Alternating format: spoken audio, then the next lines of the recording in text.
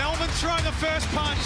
A statement victory in Game 1 of the Championship Series. This is going to be a huge, huge night. Crawford, he's been on fire in this first quarter. Ellie for Hotporty. Hammers it down. Got a huge piece of that one. Tasmania back in front. Tasmania, live the mantra and defend the island. 2 games in, we are tied at 1-1. This game is absolutely wild. Look out! Oh, my! Final minute. Dellavedova with a hand in the face. 1-point game. McVeigh, 2 on the clock. Jack McVeigh with the shot of his life. Simply incredible. He throws up a prayer and it's answered. Tasmania win Game 3.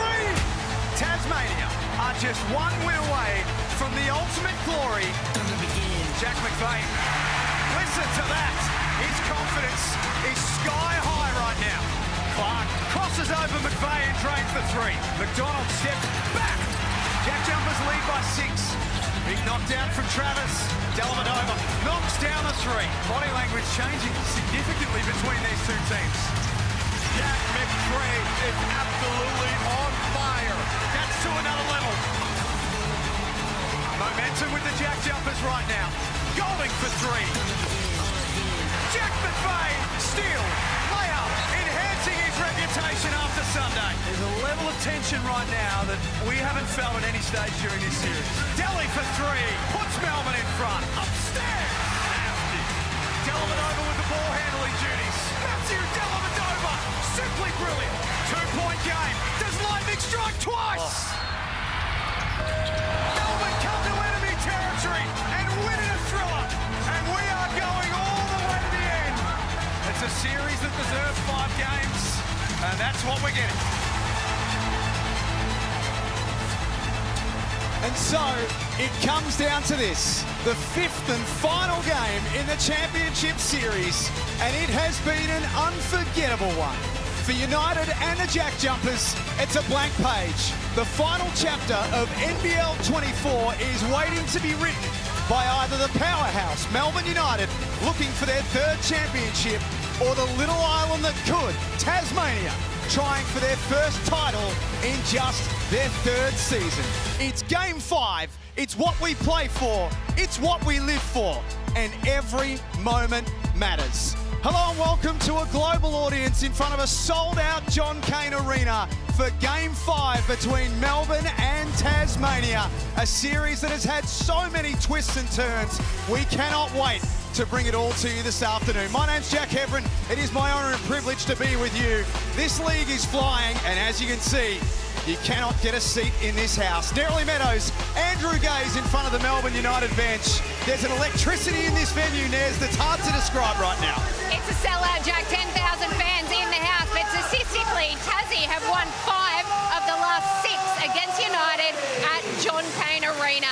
Will that give them plenty of confidence, and how do Melbourne stop the rock? Well, it's a spectacular record, and what it does do, it shows that they've got a formula to compete against the best team in the competition. So they would feel very confident about their strategy, their matchups, how they respond because of the load that they've gone through, the disappointment of that heartbreak in Game 4 where they had it. In that last 3 minutes, they weren't able to close the deal. But that'd still be generating a lot of confidence because of that history that you talk about. And then, of course, there's the injury concern to Chris Goulding. We know he's a star. We know he loves these big occasions, but he's got the full-length skins on again. The calf is the issue. Now, Gazy, I was keeping a good eye on him, close eye on him in the warm-up. He was still shooting 3s from the logo. How's he going to go? Well, that's right. And I think the JackJumpers are going to test him, and they have been throughout the course of the series with how intense they've been guarding him and how he can deal with that quick push-off. That's going to be important because, you know, he's got to be able to create his shot. There's going to be nothing easy. So we'll keep an eye on that. There would be some nervous people in the Melbourne United camp and praying that that calf can hold up. Well, enough from us in front of the Melbourne bench. Let's get to John Casey and Derek Rucker with Tassie. Thanks very much, Nez. Hello, everybody. Has the NBL ever been a better place? I don't think so.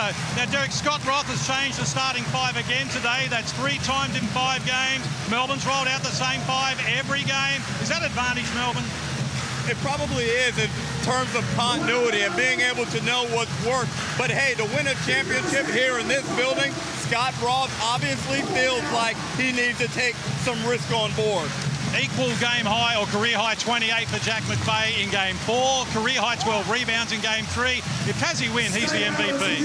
No doubt, he's got to be MVP the way he's performing, and today he must be the leader. He is the #1 Australian player on this team. He's taking that responsibility, and now he's got to perform. Well, let's get it underway, Jack. Can't wait. Spot on, Case. Let's have a look at the starting fives for game 5. And Tasmania, as we mentioned, have had another change. Sean McDonald starting for just the 4th time in his career in game 5. Will Magnay also into the starting lineup for the Tasmania JackJumpers. Melbourne United have been steady all the way through. Dellavedova, Travers, Golding, Illy, and Luala Chul Jr. Well, what they've done is they've decided to go with... They've sacrificed Drimic in the starting lineup in order to get more offense. Sold out in just 2 hours. Game 5 at John Cain Arena is underway. It's the JackJumpers in possession first, and they make Magnay a priority and draw an early foul on Luala Chul Jr. And Andrew, we talked about the potential starting lineup, and I really like this approach from Scott Roth. Get your 5 best out there that are the most informed. They may not be your best players, but right now I believe these are the most dangerous 5 for Tasmania. And for a lineup that's been so consistent, they've had one of the most consistent starting lineups the entire season. But such as the circumstances, you've got to make some changes on the fly. Magnay misses from underneath. You can see the move of Tasmania early. Luala Chul Jr. stuffs it with the opening bucket. Well, D-Trans is one of the strengths of Melbourne United, and you saw it on show right there, the way in which they had 5 guys just pushing the floor, balls down the floor. Magnay at the other end. No foul. He's lost a shoot and is caught behind in back play. Melbourne with the numerical advantage. Travers fouled. Beyond the fact that he lost a shoot, he's pulled up holding his hamstring or his groin. Here's the replay, and that's a beautiful lead pass and a great way to continue and ignite the home fans here with a 2-hand stuff in transition. And you can see a different type of body language already with JLA. He's picked up that first foul, though, Andrew, and Tasmania have decided to go right at him with post-ups, but I don't necessarily feel that's the way that they can be most exploitive in that matchup. Put him in the high on balls. That's where he really struggles when he's in foul trouble. It's been interesting across this series that it's been the battle of the guards in many respects for both teams, but I just wonder today, Ruck, whether the battle of the big men may be a big difference between who wins this game. Well, you certainly look at Scott Roth, and just from the first 2 possessions, both of them are targeting Will Magnay, so they've come out with the intent to throw it inside and test JLA Jr. down on the blocks. Just keep an eye on Will Magnay here too. We mentioned that he was sore in back play. Just had a slight hamstring issue. Here's Doyle. Backs into trouble. Out to McDonald. That rattles out. O-board for the JackJumpers. They lead the competition in second chance points across the season. 15 of them a game. That's knocked away by Illy. Well, we're going to have 1 second left on. Well, Doyle thought he was doing the right thing. Wait, what? That looked like it was clearly knocked away. Now, they were going to have to go the full length of the floor, but still. I thought that came off Illy. It certainly looked that way. Well, Milton Doyle didn't exactly argue the point, did he? So instead, it's a Melbourne ball from the baseline, 14 on the clock. Minute and a half played in game 5. Tasmania 0 from 3 to start with. Here's Golding. Finds Travers inside. Extra look for Luala Chul Jr. Maybe some early nerves for Melbourne. And the shot clock beats Golding.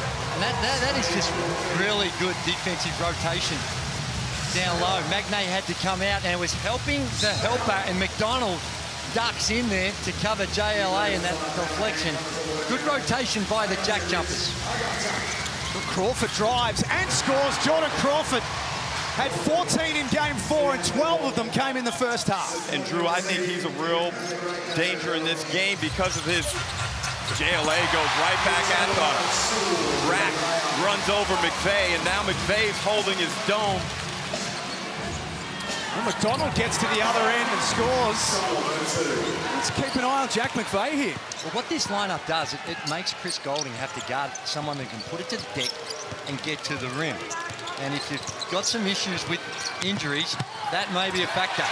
But this is relentless pressure by Melbourne United, just attacking the rim.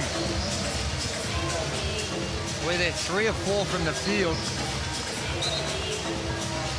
Tasmania, if you haven't seen this series so far without one of their big men, Marcus Lee, having a knee injury. Will Magnay has got a massive, massive role to play this afternoon. Crawford crosses over, this time with a left hand. That floater goes. Wow, that's a tough shot. And he's off to a really good start. Well, right now, the first team that can kick someone in front of them. Delivered over foul by McVeigh.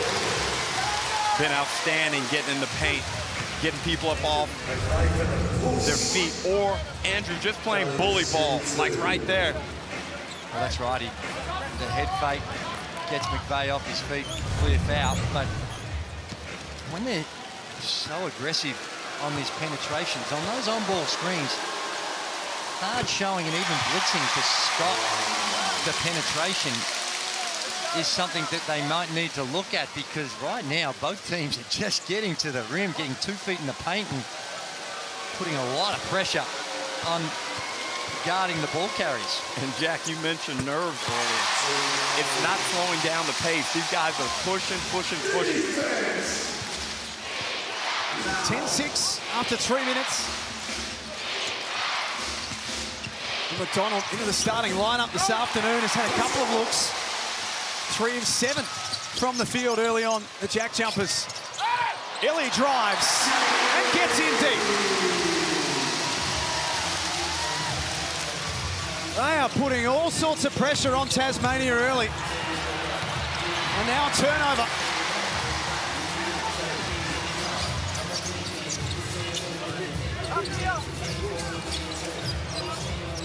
Goulding almost got that 3 ball away.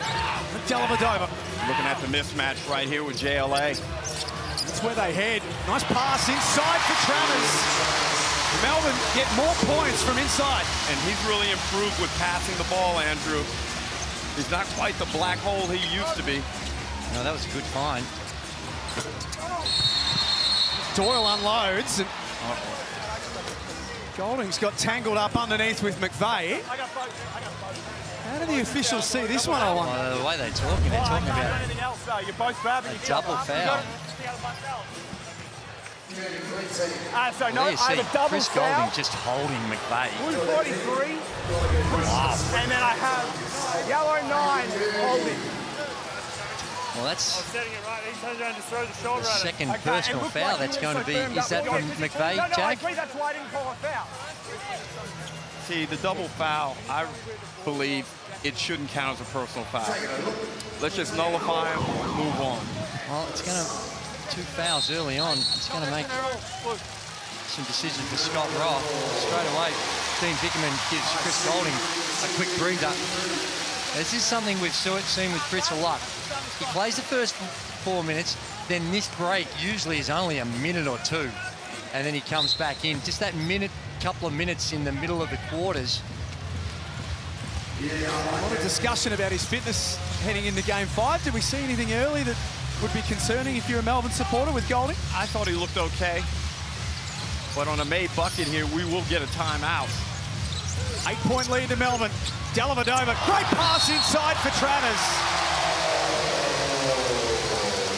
Well, Melbourne United looks sharp, Andrew. Well, they do, and the issue is the JackJumpers got to find a way to solve this penetration problem, because it's requiring help, and they're doing a really good job of the extra pass.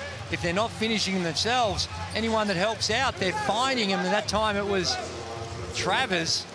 The time before that, Travers was the beneficiary as they sent a double team down on Luala Chill Jr. So they got some early decisions to make. And on the offensive end, I believe Tasmania, they're allowing the pressure to make them go too early. I know they wanted to push the pace, but I think more system right now and just settle into the game. And we'll get a timeout from Tasmania. 16-6 early on. Long way to go in the fight, but Melbourne throw the first punch, and it's a pretty big one. That's correct. And we've seen Tasmania battle their way back in the game from larger deficits than this. And in this snooze timeout, it's a good time now. They've played 4 or 5 minutes to settle in and now refocus and re-strategize. Let's take a listen to Scott Roth. That boys defensively to stay in our gap.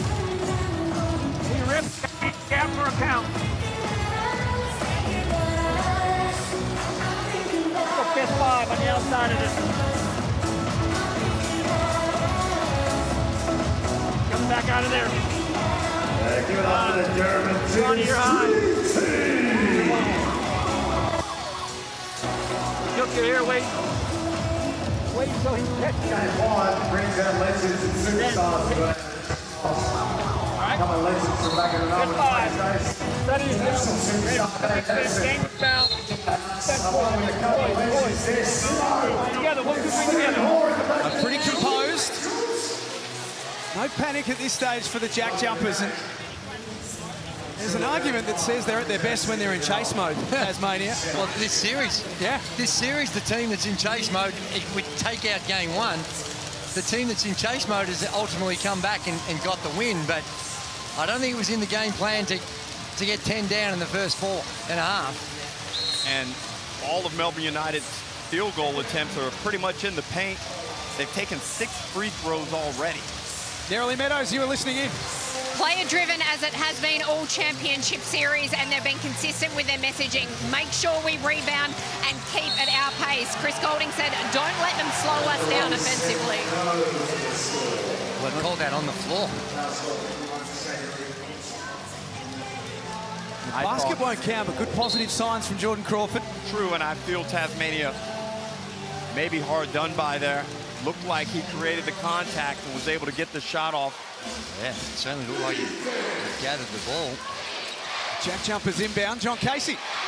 When Jack McVeigh was subbed out, no sulking. He's got 2 fouls, no points, but he was giving intel to his teammates, telling what was happening on the floor. Even though he's not having a great start to the game, he's got plenty of help for his teammates. Look at the hustle. Juk Deng knew that it was going to be a wild shot. Shot clock running down and just picks up a big bucket for the Jackies. It's been a wild card in this series, Juk Deng. Had 8 points on Thursday that came in the second half. Travis has 10 early on. Through the attack at the rim, and JLA hasn't had many face-up opportunities in the series. Did a good job right there. Crawford fouled. 3 ball goes with 1 to come. 4-point play opportunity. And it's these little buckets like this, Andrew, that Tasmania are really good at to just stem the tide a little bit and continue to give themselves a chance. That is a super tough shot that Jordan Crawford knocks down. It's been a roller coaster this series for Jordan Crawford. Back end of the semi-final series against Perth, and into game 1 was in a shocking form slump, but the last 3 games of the series he's gone 13, 14 and 14 and has found a way to be effective. And he was perfect in the sense that if you'd come into the stadium and you didn't know how he's playing, you wouldn't be able to tell by his body language whether he's had a great one or a poor one. He's conducted himself really well. Extremely well. And Clark into the game. Here's Dellavedova, top of the key. 40% across this grand final series from outside.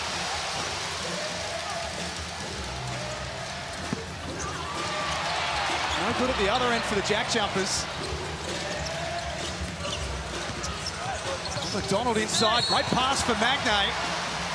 Luala Chul Jr. picks up his second foul. Now this is a critical moment right here. If we look at the Harvey Norman replay, Delhi catches that thing in rhythm, knocks it down, and so much praise coming from Matthew Dellavedova's performances right around the globe, Andrew. Yeah. People have been highly impressed with his level of play, considering he barely played in the NBA last year with Sacramento. No, that's right, and incredibly motivated individual. He really wants to be part of that team that's going to Paris. And Will Magnay was a perfect 4-4 in game 4, and he started this one as 1-1. It's been a bit of an adventure for Will Magnay at the free throw line. Oh. Basket to be waved away for a push on Sean McDonald. Yeah, and because of the bonus, they're going to walk all the way down the other end. It's going to be 2 free throws. Well, umpire Michael Aylen had words with Majuk Deng about yelling at him, but I'm not sure you can do anything other than yell given the environment in here, guys. You're not going to be hurt. No, I think it's the body language that accompanies. Oh, you're a referee apologizing today because it's Easter? Okay. No, I'm just saying.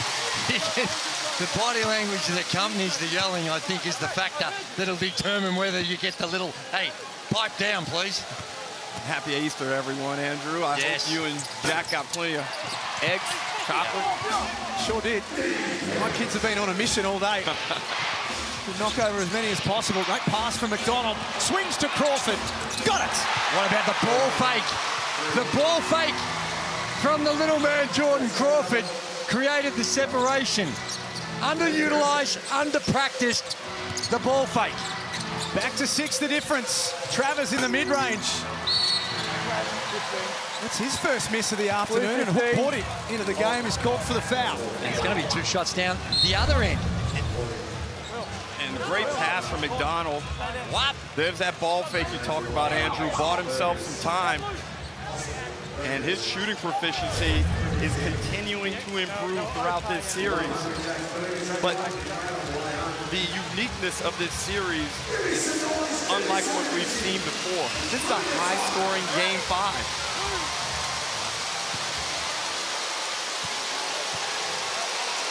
Matthew Dellavedova seemingly very upset that he come out of the game. It seems like, judging by some of these rotations, there was a predetermined substitute pattern early on, and straight away he's getting ready to check back in.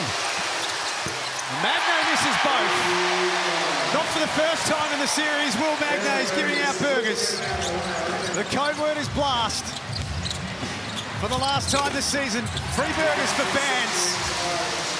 Ian Clark with his first points of Game 5. Gets a nice little look at the rim. Well, McDonald starting today.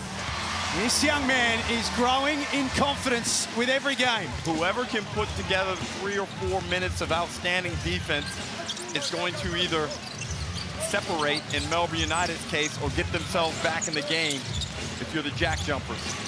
24-18. Tanner Krebs. His first look from outside is long. Now Hook Porty trying to bang away on Magnay. Well, they're going to call a foul on Magnay here, but here's the problem when we get a look at the replay.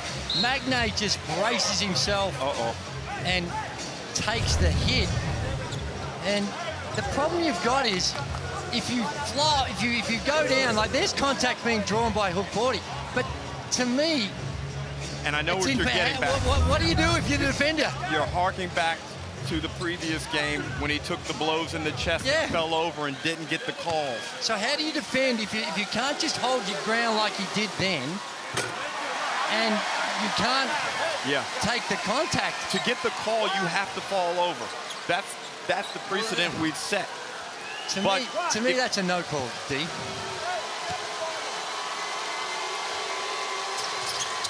Mario Hook Porty, the next start. Probably the last time we see him here in the Hungry Jacks NBL.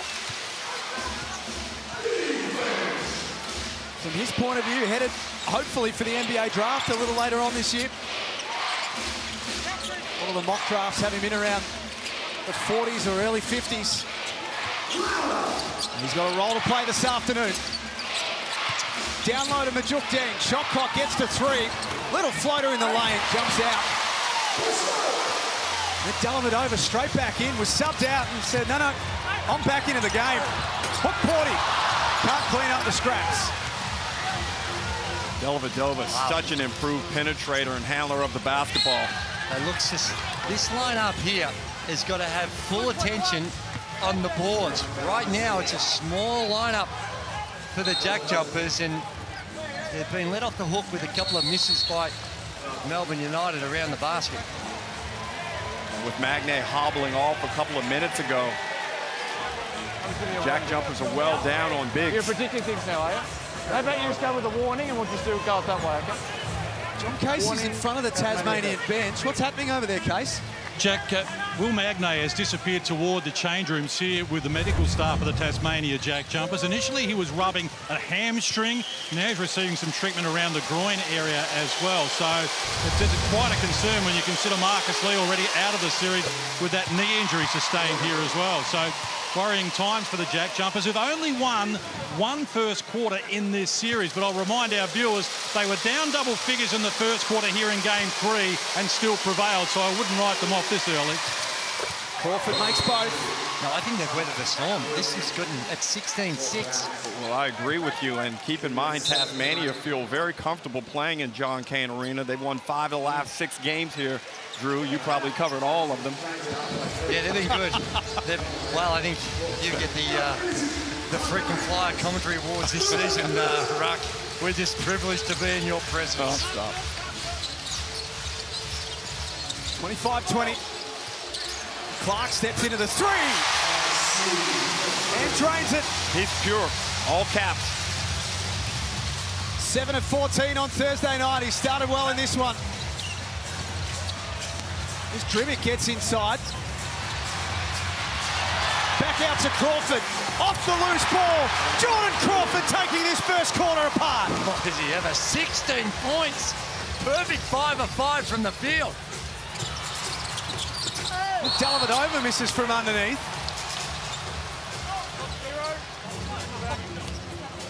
Here is Jordan Crawford, who's got 16 on 5 of 5. Shades of what it looked like in Game 3, where he had 14. Here's the live site in Tasmania, one of the live sites in Tasmania, where JJ's fans are looking on, but big problem here for Melbourne, Ruck. Well, they'll be erupting down there as JLA has picked up his 3rd foul in that rebounding contest.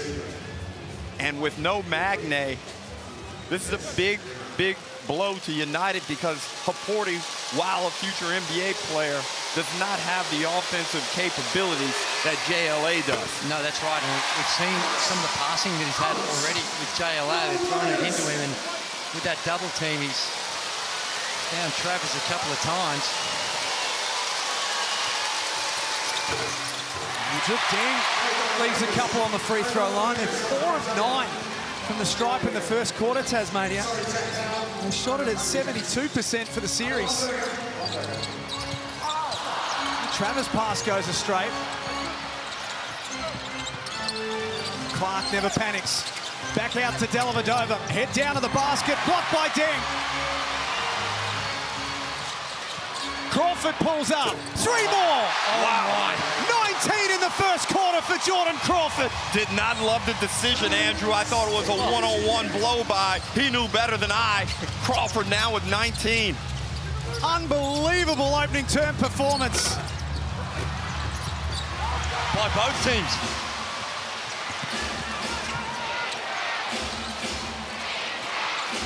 Deng a long way from the basket. There's the size advantage over Clark. JackJumpers within 2.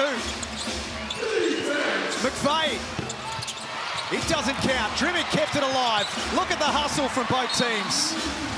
That's a United ball with 19 seconds left. Never anticipated this type of electricity in this first quarter. Both teams getting after it and highly productive on the offensive end. An amazing first quarter by Jordan Crawford. We spoke to Scott Roth before the start of the game, and he said he was going to put his eggs into the basket of offense, and he did it with the starting lineup, and Jordan Crawford has answered the call. The last possession will be with United, who had a double-figure lead midway through this first quarter. Tasmania has settled. Golding with a hand in the face. Getting remarkable. This whole first quarter has been remarkable. This series has been remarkable. 31-26 at quarter time. What an afternoon we've got coming your way. Game 5 in the championship series. This is the Hungry Jacks NBL.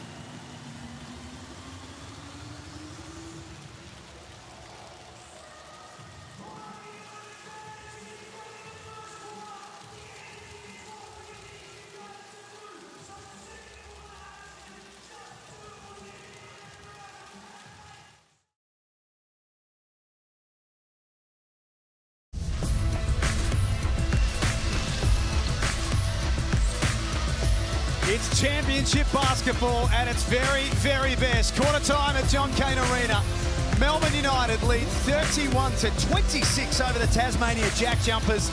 It was a double-digit lead for United early in the term, but the JackJumpers in chase mode hunt like few other. Andrew Gaze, Derek Rucker. Yeah, it's an outstanding first quarter. It looked a little shaky there for the JackJumpers at the start, and the way in which Melbourne United were able to get to the rim, but it was the Jordan Crawford show.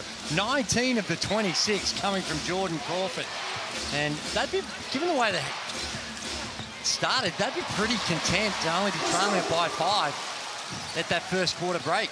They'd be upset, though, having to chase down 31. 31's too many. Delhi can't make it 3 more. What would be concerning Melbourne most, Ruck?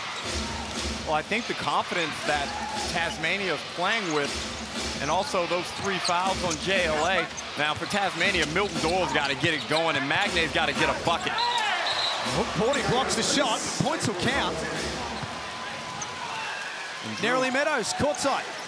And that foul trouble was a big topic of conversation in amongst the Melbourne United huddle at quarter time. Dean Vickerman is very aware of it. He said, yes, we've got foul trouble, but we're good. He turned to Illy. He said, you give me 3-4 great minutes out there, with Ian Clark taking a break instead. He's on 2 fouls. JLA is, of course, on 3 fouls, so Hook Porty starting at this second quarter. John Casey?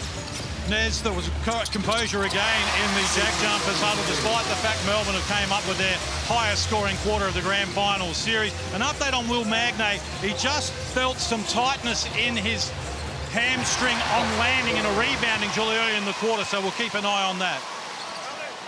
It continues for Crawford. That's 21 on 7 of 7 shooting. Well, he's playing a perfect game, Andrew.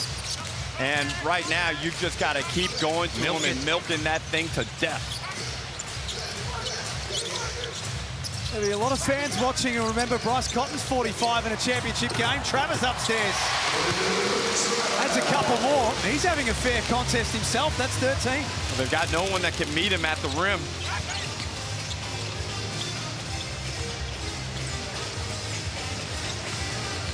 Magnay forces his way in. Hook caught in. Leaning in. He's whistled for his second. So 3 fouls for Joe Luala-Chul Jr. and now 2 for Ariel Hookporty. Starting to enter a little bit of a chess match now with the Melbourne United foul trouble and Crawford out there really dominating play. It may behoove Melbourne United to go small and get an extra guard where they can switch up and not allow Crawford to get into advantageous positions. Oh, for sure. And we've seen the JackJumpers in this series go small quite regularly. So they are probably more accustomed to it. On the other hand, we've seen Melbourne go away from that. Normally it's Kyle Bowen. He's been averaging 14 minutes across the first 3 games. Only saw him for 6 minutes in game 4. No court time as yet. Late clock for United. Shaylee unsuccessful. 2 of 12 in game 4. Just the 2 points so far in this one. Drimmick. A good look that misses out. Nice hustle from Magnay. Second chance points again available for Tasmania. Doyle blocked by Hookporty. Hookporty's wanting a sub. Well, I think they'd be reluctant to go to it. If they do, they'll be forced to go into a smaller type lineup. And Dean Vickerman's coaxing him on, going to motivation coach right now. While Magnay's out there, I think he wants to have the big fella to go up against him. And he may have to go to Bowen. Still got 7 minutes to get through in this second quarter. 2.9 on the clock. Doyle from long range. And Travis takes care of the rebound. He flies up the court. That pass was a wild one. United have looked a little unsettled to start his second term.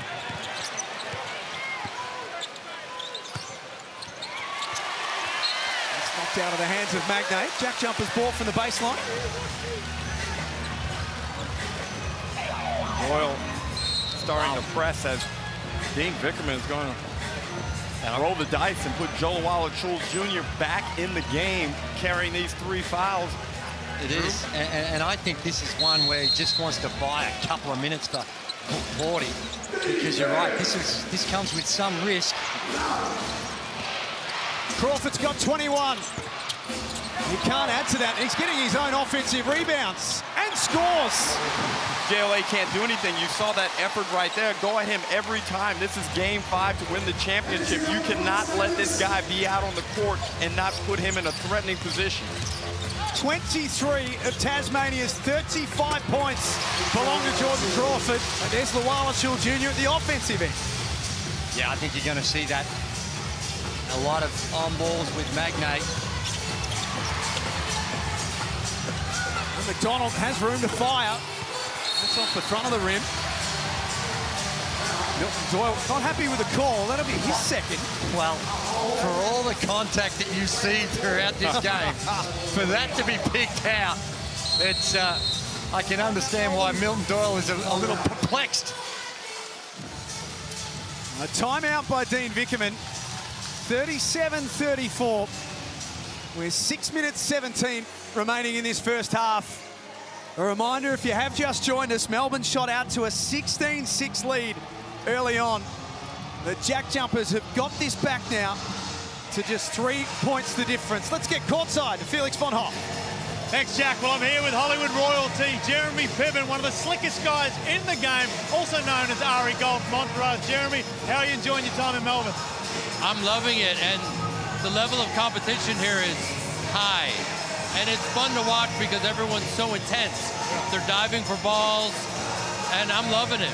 Speaking of intense, Ari Gold, one of the most intense figures in the game. If you were coaching a team right now as Ari Gold, how would you fire them up? just let them know that we have a finite amount of time on this planet, and you could be viciously mediocre, or you could get the fuck after it. I love it. And you're in town. You got a stand-up comedy show as well. Tuesday in Melbourne, Thursday in Sydney. Yes, at the Palais Theatre Tuesday night. Here you go. Here's your free ticket. You get a free meet and greet if you say ESPN, everybody. We love ESPN. I'm sorry about swearing. Tuesday and then Thursday night, I'm at the State Theatre in Sydney. And if you don't rock up, you are viciously mediocre. Well, we weren't sure what was going to happen when we threw to Felix von Hoff. A little fruity. I think Felix found his soul brother. That is the definition of two peas in a pod right there. 37-34. Foul off the ball on Anthony Drimmick. Anthony Drimmick's first foul. Will Magnay has put on the blood jersey for Tasmania, number 80. Are you going to go along and see Jeremy Piven? Oh, most definitely. You almost live in Melbourne now. Hopefully seeing him later tonight, but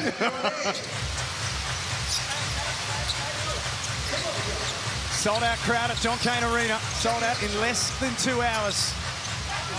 One of the fastest sellouts in the history of Melbourne United. Nice D from Magnay. Knocks it out of bounds with 1.7 on the clock. John Casey.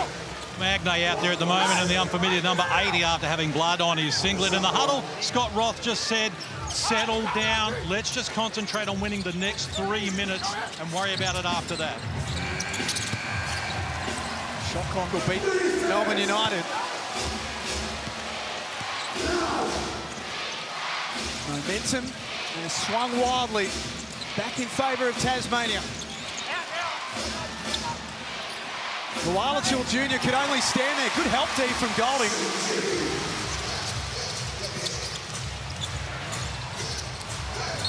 From deep, he's fouled. That'll be 2 on Magnay, and one of the best free throw shooters in the league will head to the line to shoot 3. Magnay's hurt. He's limping badly. you can see he doesn't have that explosion on the offensive end. Normally he's going up and elevating high and finishing that ball over JLA, but yeah, no pop, and he's going to come out of the game. And this is where, again, they decide to try and post up Magnay, but Magnay trying to finish around the rim. Joe Lualachil Jr. can just use his length, but getting in on balls and having those switches and attacking JLA going downhill is probably going to be more of a challenge for JLA than it is just dealing with a straight post-up. You get, of course, your chance to head to the Harlem Globetrotters. Coming to a city near you this year. Scan the QR code on your screen right now. Golding makes the second. 80% from the line across the season. Was a little wonky in the Illawarra semi-final series, but in this championship series has been 75% from this spot.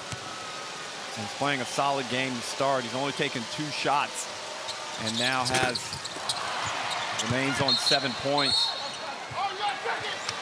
But being very shrewd on the offensive end. And I would expect his risk to increase as we get deeper in the game. Big story, this one with Will Magnay, right? If they ever needed him, it was this afternoon. And you saw the shots. They anchored to the bench. And again, we saw fortune turn in Tasmania's favor as a result of Marcus Lee's injury in Game 3. Who's to say that same thing doesn't occur here? I think Deng may be a better player to take advantage of JLA's foul trouble in this context, Andrew. There is Marcus Lee. Maybe no further part in this series because of a knee injury. Jordan Crawford back in, has 23 points. And McVeigh gets inside. It happens at his pace and it happens on his time. He's got his first points of the game. He hasn't forced anything. He's waited to let the game come to him, but right now, that post-up option looks like a good one. Dellavedova threw a lob for Travers. It's been on all season, that play, and it hasn't been on for Melbourne today. Well, I mean, his strike rate is very high on that play. It's almost you know, that's a handful of times all season that we've seen him misfire that inaccurately.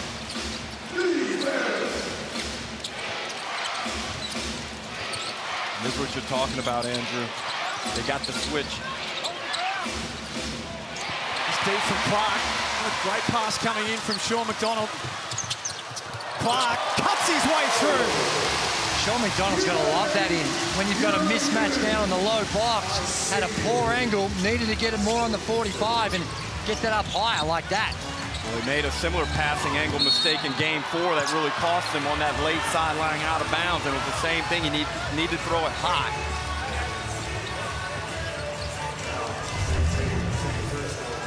There it is there. Poor angle and just Slow. a poor pass.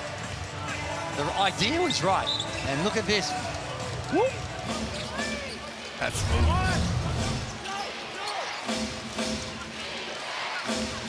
4 minutes remaining in the opening half, and Melbourne in their last 5 games have won the first half.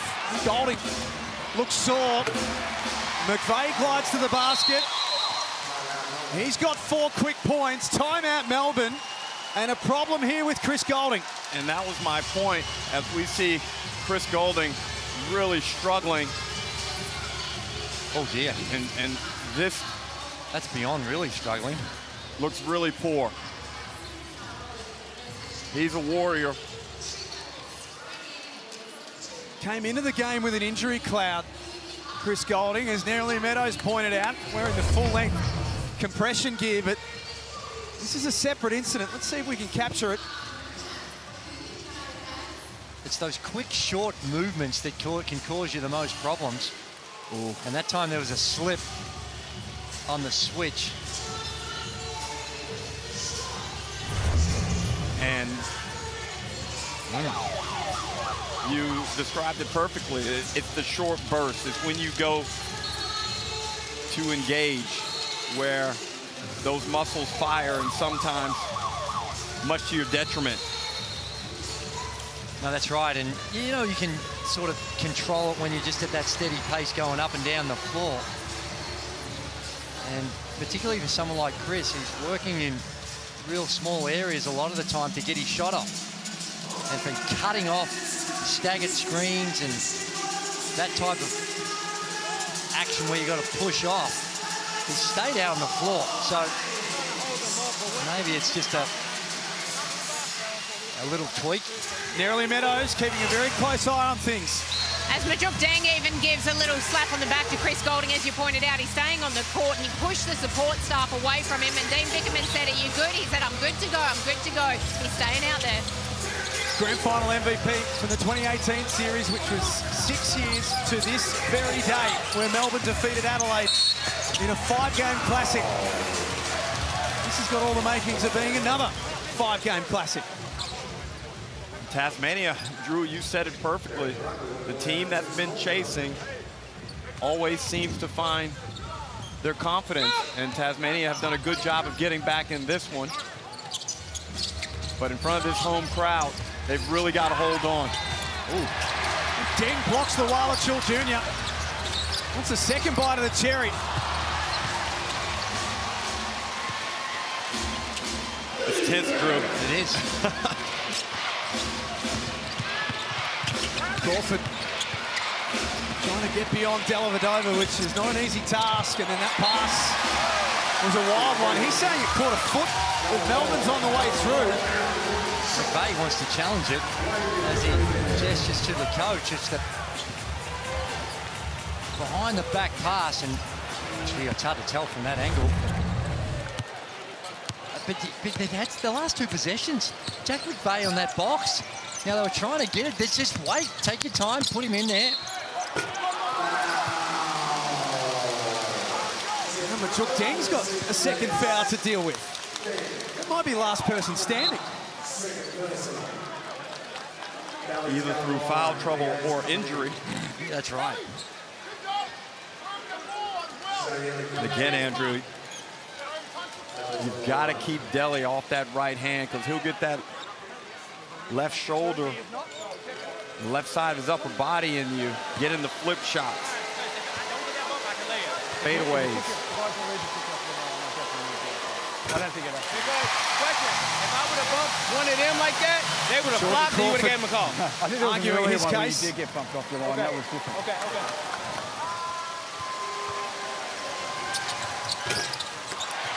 Dellavedova misses the second. 42-38. Less than 3 minutes to play before the main break. McVeigh with a little mid-range J. It goes. 6 points now for Jack McVeigh. Finding a way to have an impact in this second quarter after a scoreless first term. The JackJumpers head down the floor to either tie it up or take the lead off this possession.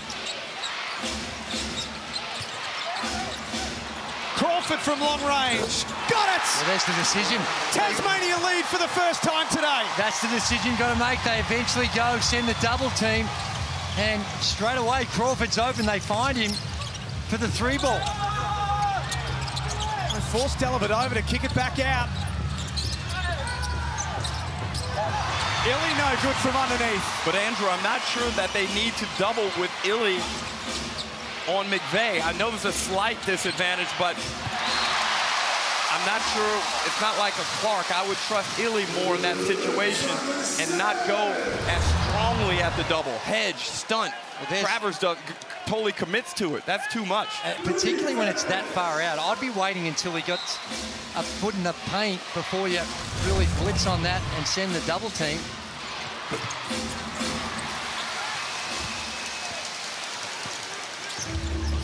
JackJumpers by 1. Travers for 3. Without success.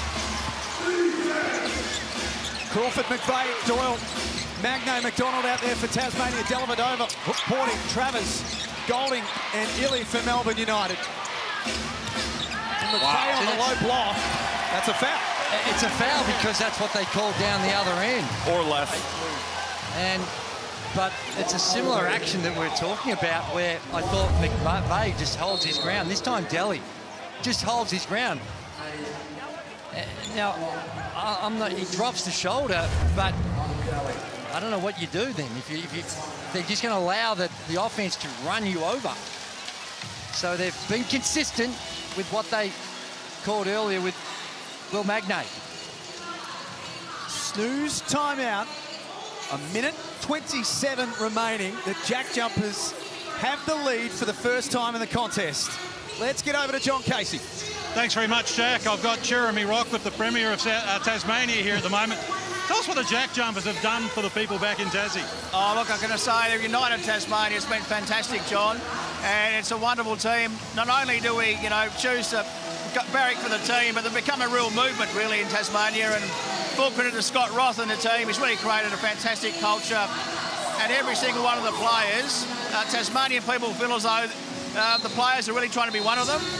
And it's fantastic. And my biggest challenge at the moment is that I need more basketball courts. So that's a great problem to have. Are you going to get more?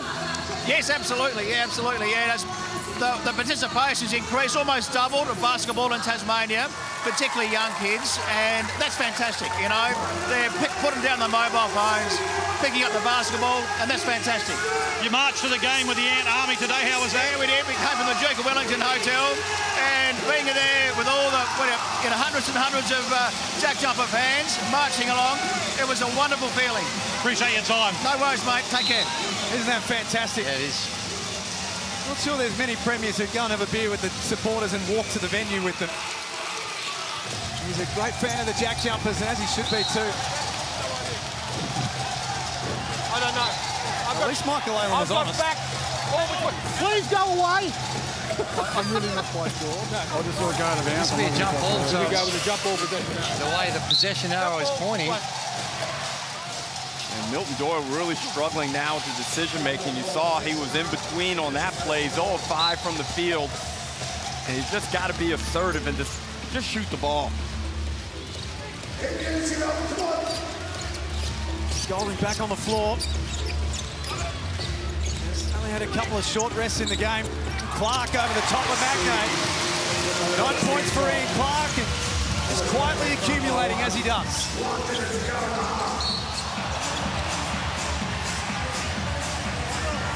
going to be another foul on Chris Golding. Just can't move. I don't think he can slide his feet because of those injuries, or he's certainly reluctant to do it. And that time just reaches out by the look of things. And well done by Jordan Crawford. It looked like more Jordan Crawford was grabbing Chris Golding. One of your old tricks. Please. 3 fouls on Golding. 3 fouls on the Wireless Hill Jr. Same. He's upset about that comment.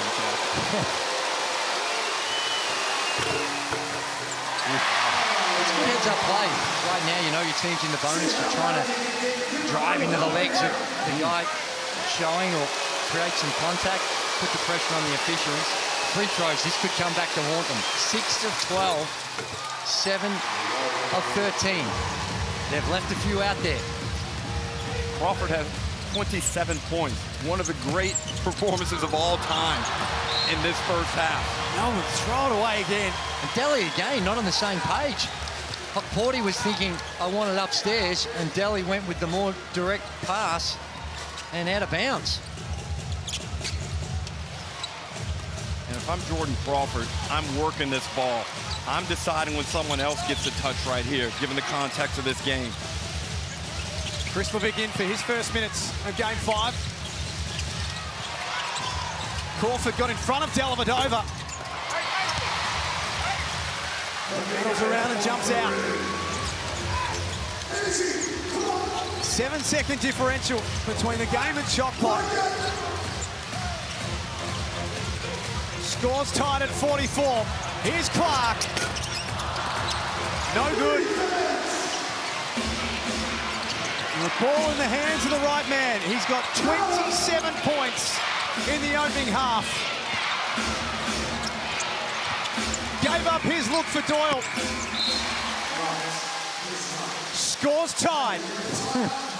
Incredible first half of basketball. Amazing individual performance from Jordan Crawford. Well, we're seeing another high-quality, elite-level game of basketball, and both teams will go into the halftime break thinking there were moments where they took control of the game that was being wrestled away from them. Both teams have got some injury issues. Both teams have got some foul problems. Let's get over to Case. Thanks, Jack. I've got the man of the moment, Jordan Crawford, with me. 27 points, one of the most, or the influential first halves we've seen in an NBL Grand Final. Tell us what you're seeing out there.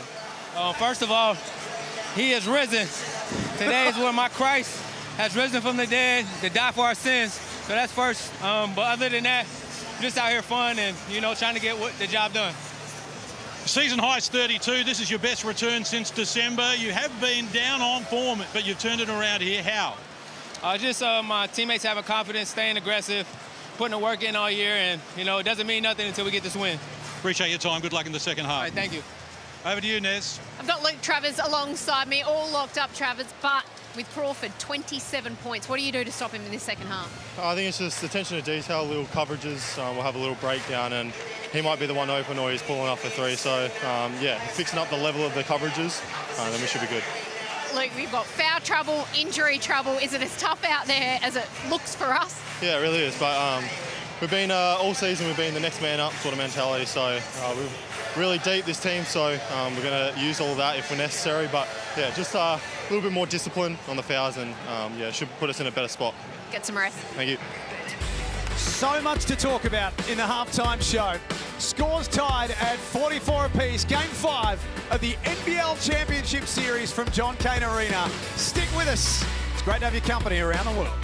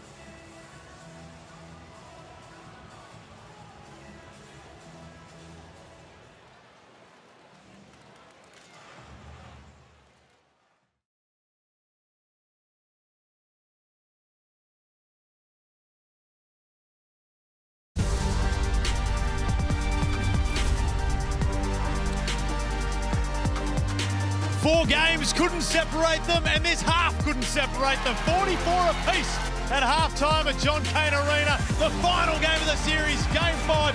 Both teams bringing it. Jordan Crawford, an explosion. 27 points at the half. Tasmania, the live sites are going crazy. John Cain Arena is sold out. The energy is palpable, but there'd be a bit of worry because those nasty little JackJumpers will not go away. No, they won't, and they're not going to. We've seen it all season, and certainly throughout this playoff series. Highly resilient. Their composure and body language, having to deal with some adversity in that first half, has been outstanding. And they've done a good job on the boards. We've spoken about the series. A lot of it, one of the factors has been the work on the boards, and they have a slight edge in that category. The three-point field goal percentages is nothing to write home about. But there you see the rebounding. But look at the free throws. 15 free throws from Melbourne United, 7 of 13 for the Jackies. They've left a few out there. Well, I think it's going to come down to who wins the rebound count, Andrew. And keep in mind, when you look at that three-pointers for the JackJumpers, Crawford's actually 5 of 5 from the field. So no one else has hit a 3 for Tasmania.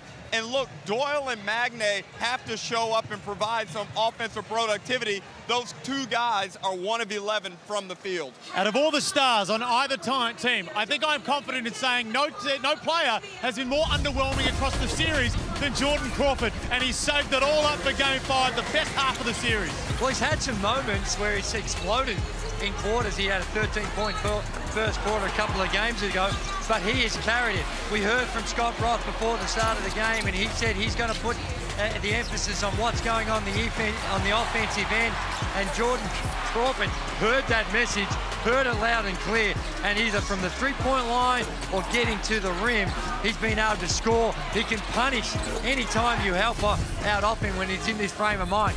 Just one of the great first halves we've seen from an individual in a grand final series. The shot chart, the green is all over the place when you're 9 of 13.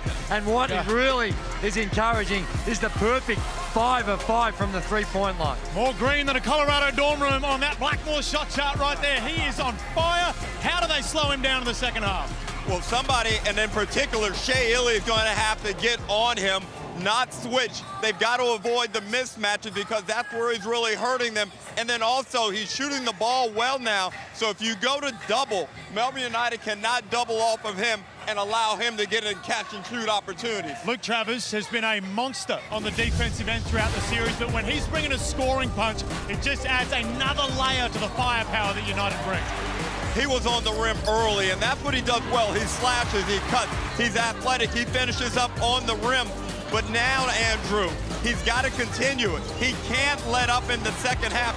He must continue to be assertive, especially with the injury problem, especially with the foul trouble. Well, that's right, and he can really help out. You saw him when he guards the little Jordan Crawford.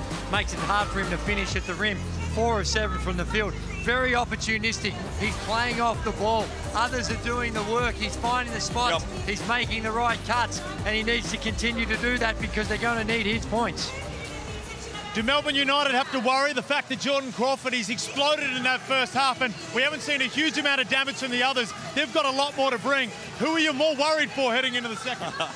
Well, it's pretty even, Derek. I think that the balance is there. It's hard to think that Jordan Crawford's going to come out and have another 27-point half, but clearly he needs to be a priority, and he would have been a heavy part of the conversation at halftime. But Milton Doyle is the other one. He's got a lot more to give on the offensive end. It's Game 5, the decider, all tied up in the half. The second half to crown a champion up next.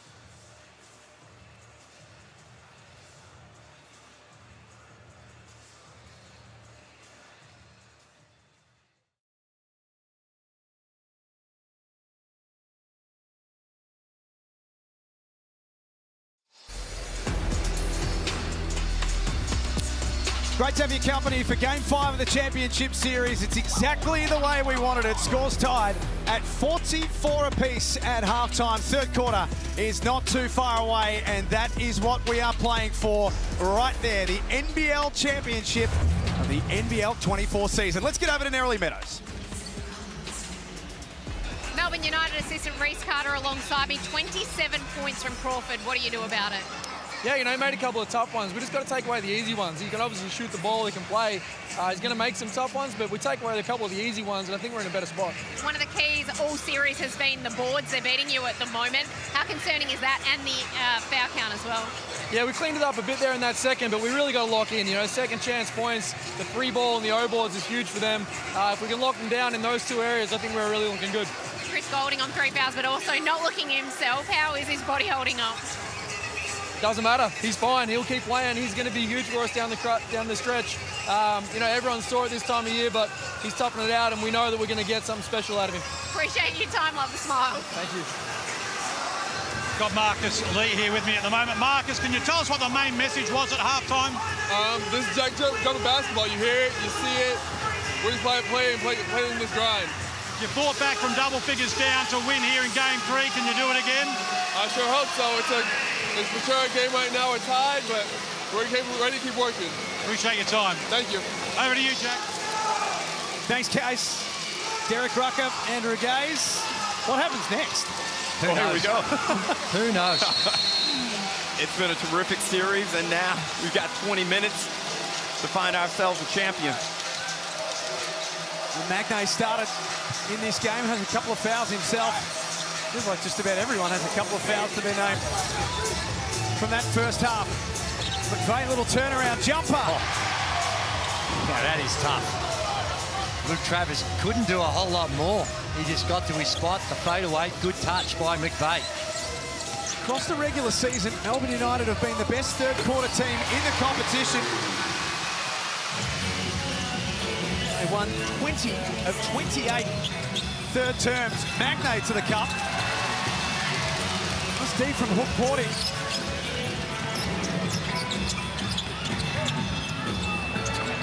Travis gave up the 3 ball. Nice pass inside. Hook Porty again scores.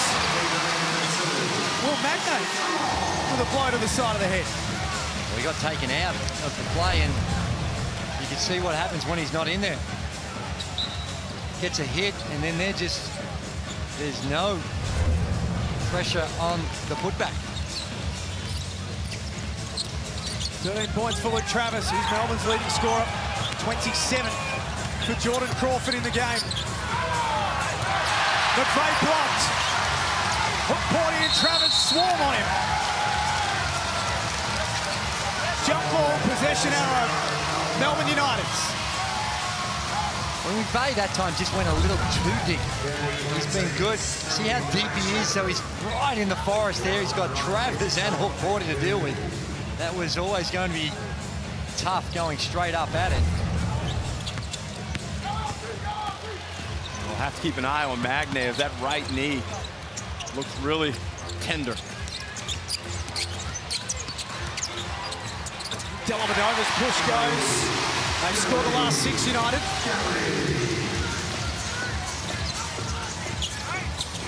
It's been the way of the series. Ebbs and flows. Hook Porty got another one.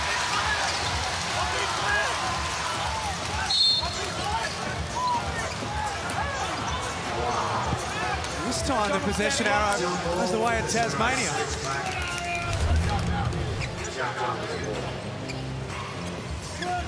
Rim protection from the next up. Tasmania got to find a way to get Crawford the ball. Let him make some plays. Second violation. First 3 possessions of the term, Ruck, for Tasmania and Jordan Crawford. No touch. Doesn't touch the ball. And I understand they're trying to get Doyle a look at McVeigh, but right now, Crawford's a guy that's got it going on with a lot of confidence, and you can see Melbourne United feel very threatened when he has the ball. Tilly off the back. Hook Porty keeps control for Melbourne. Travis on the move. Denied by Magnate. Did that perfectly. Went up vertical and a meeting at the summit with him and Travis. He's playing on one leg, Will Magnate.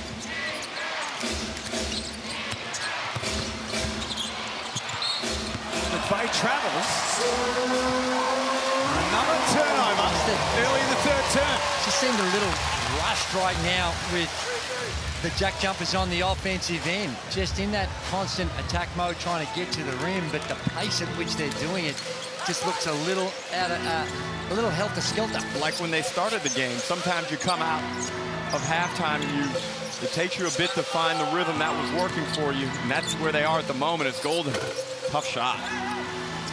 Steve for Milton Doyle. Sean McDonald started today for the JackJumpers, the fourth time in his NBL career. The lob for Magnay upstairs. Didn't quite get their timing right. Give me something. Delvedova guarded by McVeigh. Two of the very best in this championship series. Not that time. Well, Andrew, we went from an outstanding first half offensively to things looking quite under 16s out here. I think it's the pressure and the intensity on the defensive end. A lot of the shots are highly contested. And we see a foul call this time on Travers. Oh, no, it's not. Is it on Daly? Yes. It's his second. Narrowly Meadows. Ariel Hukporti coming off and taking a bit of a break. He's working hard out there and he is so motivated, boys. He's made it very vocal this entire series. He does not like the JackJumpers one iota. In NBL 2020, in 2022, they ended their season in the semi-finals and Hukporti says, I want revenge. He's pumped up, but JLA on those 3 fouls is back into the action. Crawford got in front of Luala Chul Jr. Tip-in counts. Majuk Deng. And that's, Andrew, what I'm talking about. At least Crawford, he can provide situations where they're good closeout opportunities for the JackJumpers to take advantage of, or offensive rebounding opportunities. +9 in his time on the floor this afternoon, Majuk Deng. Well, that's interesting. No whistle on that one. Golding, catch and shoot, 3!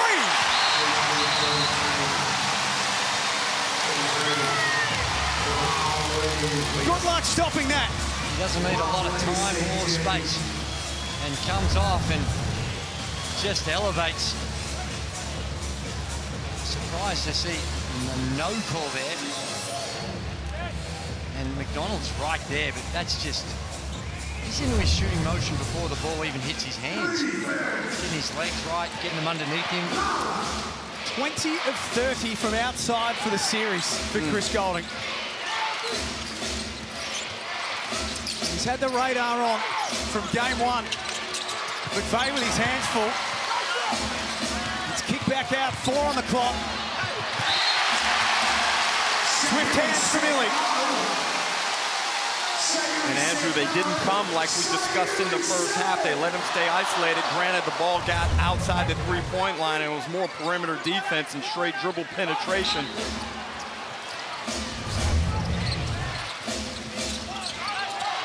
Quick shot needed for Tasmania. They couldn't get it in bounds in time. Out of bounds execution has been shocking right throughout this playoff series. That was really good defense. They clearly had the scout down pat. They knew where the players were going and they were able to get there first and make that inbounds pass really tough. JackJumpers have won 6 of their last 7 at John Cain Arena of the second half when they've been trailing at the main break. Big block by McVeigh. They weren't trailing then, but scores were level. Deng down the lane. That foul will be on Golding, and that's his 4th. And they're the baskets. Those more transition that either team can get is another avenue where you can break this thing open. In the half court, it's been really tough for both these teams. Physical nature in which the defense is playing, and you get out in the open court, and better things can happen, good opportunities, and Chris Golding.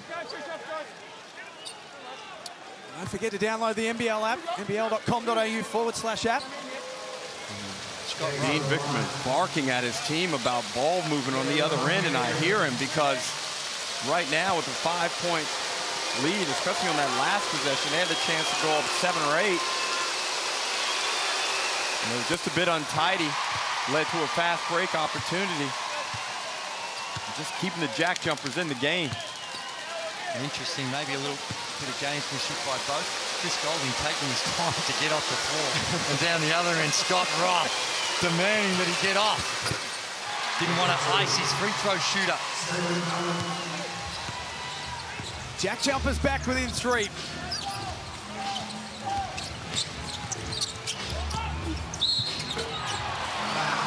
Wawalachil Jr. will be shooting free throws.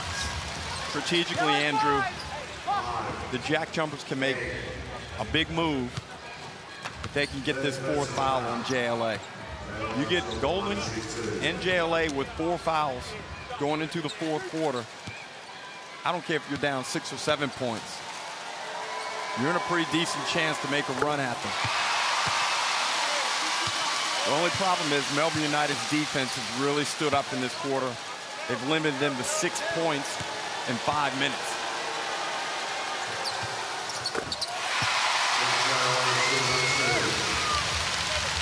Eight points, couple of rebounds for Joe Wawalachil Jr. as Will Magnay looks on. He's been carrying a significant injury through most of this game. Majuk Deng fumbles the ball. There's a couple of entry passes by Sean McDonald. That time goes upstairs was the right idea, but it was too much of a floater. Just needs to be a little bit more pace on that pass.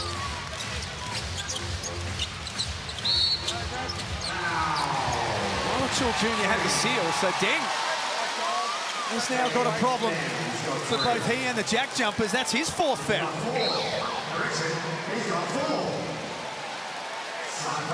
Now, this brings in a different look now with Chris Levick coming in. They don't get the same offensive punch as they do when Deng's out on the floor. They got a size problem here too, Andrew. That's how you exploit a mismatch. Just drives straight at him. Gets into his chest. That close to the basket, his size advantage, it's going to be tough to stop. Big challenge here for Fabian Krislovic. Only a minute in the first half of this game. He's shown he's capable of cameos. Doyle, Lux of Fortune fell into his hands after the Travers block. The Lux of Fortune because of the play, but it also gives Milton Doyle, he sees one go through. First field goal of the game.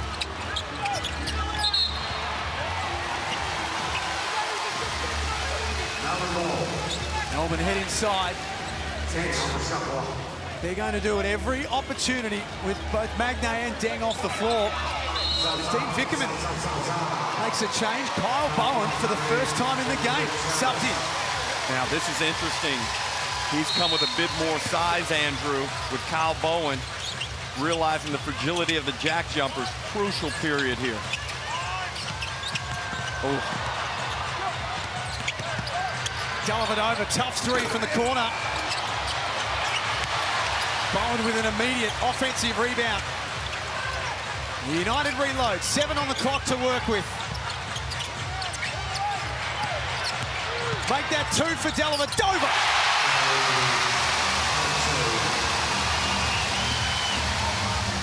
They're coming up with answers in this 3rd quarter.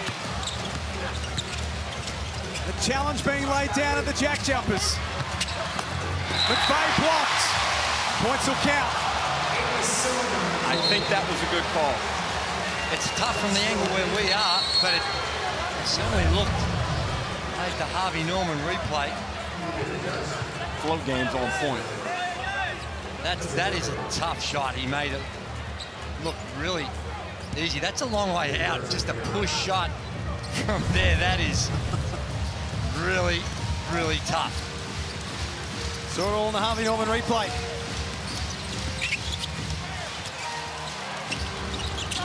Wawalachil Jr. takes it through Krislovic. Good help defense there from Crawford, just distracted JLA enough that he didn't get a clean look at it. That's how they're going to have to be willing to commit. 3 minutes to play in the third term. 59-54 at John Cain Arena. Doyle with his second make of the game. It's back to 3, the difference. Little run here from the JackJumpers, who have scored 6 of the last 8 points. And Bowen reaching over the back. His whistle for his foul.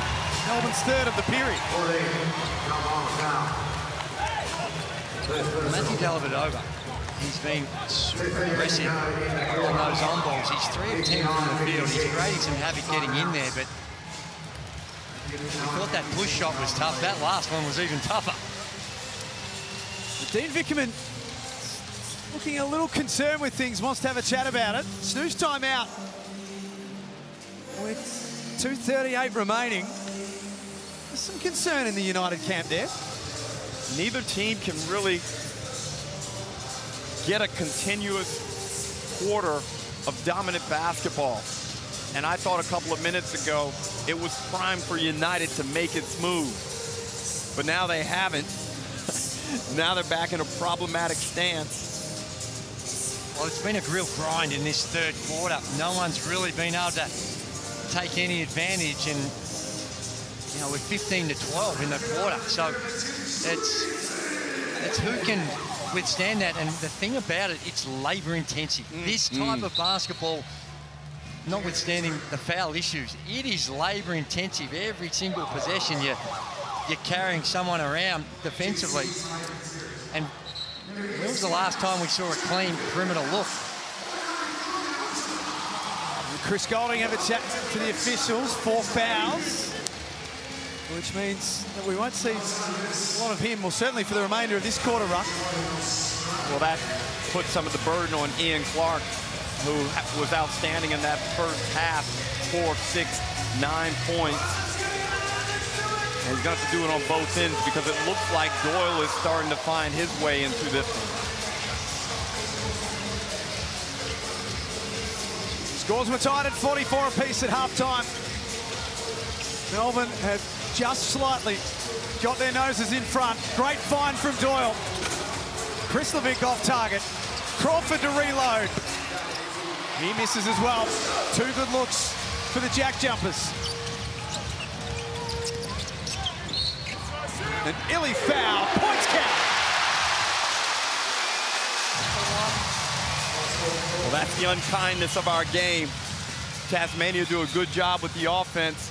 Move it around, get 2 good looks, and then Ely just comes down off a simple little brush screen, creates contact, and gives one to fall off the glass and one. Yeah, he snaked his way in there. As soon as he felt the contact, he just threw it up and got the roll.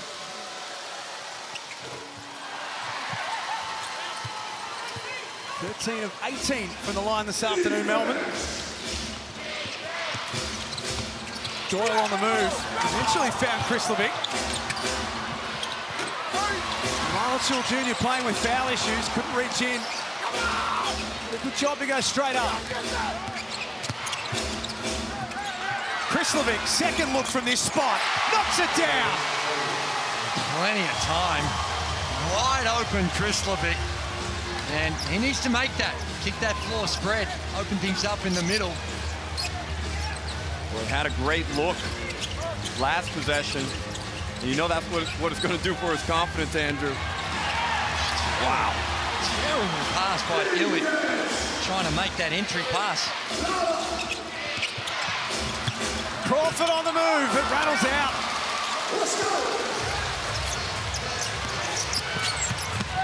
That Ely swamped. Krislovic got him. Dellavedova. No good on his 3 ball. McDonald with his feet set. Can't make it happen either. Well, in an era where shot selection isn't highly emphasized, I must say those were horrible looks. Well, that one by McDonald, the thing about it is that the lane was open. Got to get to the paint. No box out, easy 2. He's done very well, Awala Chul Jr., to play out the quarter without fouling. 12 points, 5 rebounds, +7. His numbers today. Couple of seconds difference between the game and shot clock. As Melbourne look to extend on their lead, heading into three-quarter time.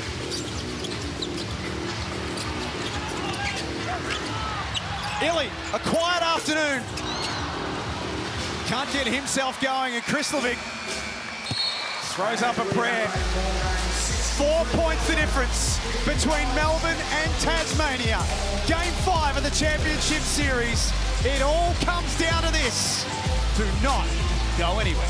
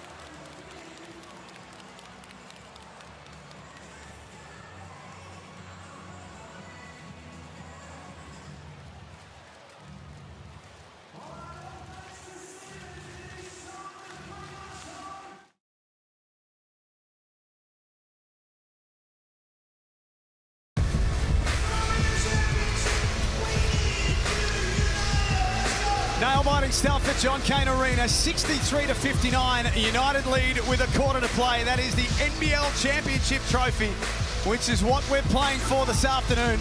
Melbourne looking to make it 3 titles in 6 years. The JackJumpers looking to win it for the very first time. And there's the JackJumpers live site, one of them, just near Salamanca in Hobart. They're riding every possession, as are we. Well, that's the truth. And Melbourne United, let's see if their championship fiber comes to the fore here. Dellavedova, hook porty, Clark, Travis Illy on the floor for Melbourne United. There is Clark with a little push. Drimmick, McVeigh, McDonald, Magnay and Doyle for the JackJumpers. Clark, smooth as silk to the cup. I know boards, your defensive boards. They get a good stop, don't come up with the board and give the JackJumpers another go at it. Excuse me, United another go at it. And that's a little sloppy start. Again, they go to Milton Doyle. Melbourne United shut down Crawford. He did not score in that third period, still on those 27 points. And Scott Roth has elected to start this quarter with him on the bench. And there hasn't been much offense outside of Crawford for the JackJumpers. Magnay on the floor to start the fourth.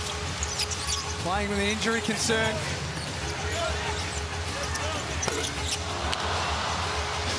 Illy 3 of 10 for the game off the back of 2 of 12 on Thursday in Tasmania.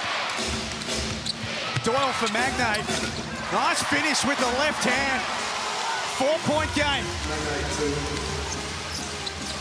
Great find by Doyle.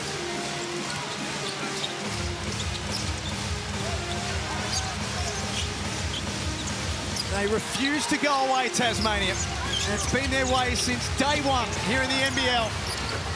That time, Shea Ili stepped up. Overhelp. There was no need to come at the ball handler, and Ili makes them pay.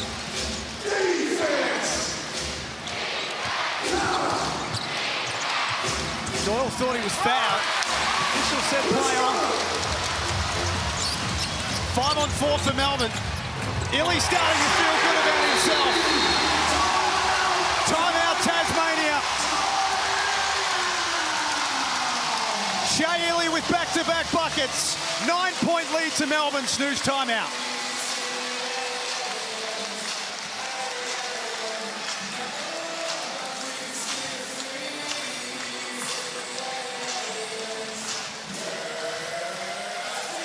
Well, it's a tough situation now.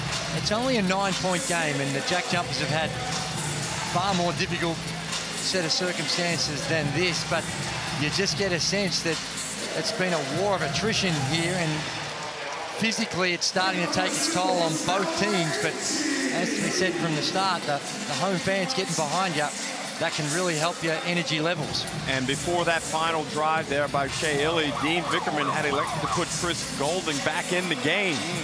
But with that burst, now he's got more time to play with. He reversed that substitution and allow Golding to sit out just a bit longer and buy some more time.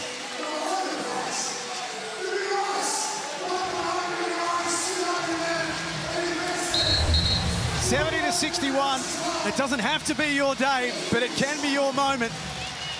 Quiet couple of games for Shea Ili. There's the three.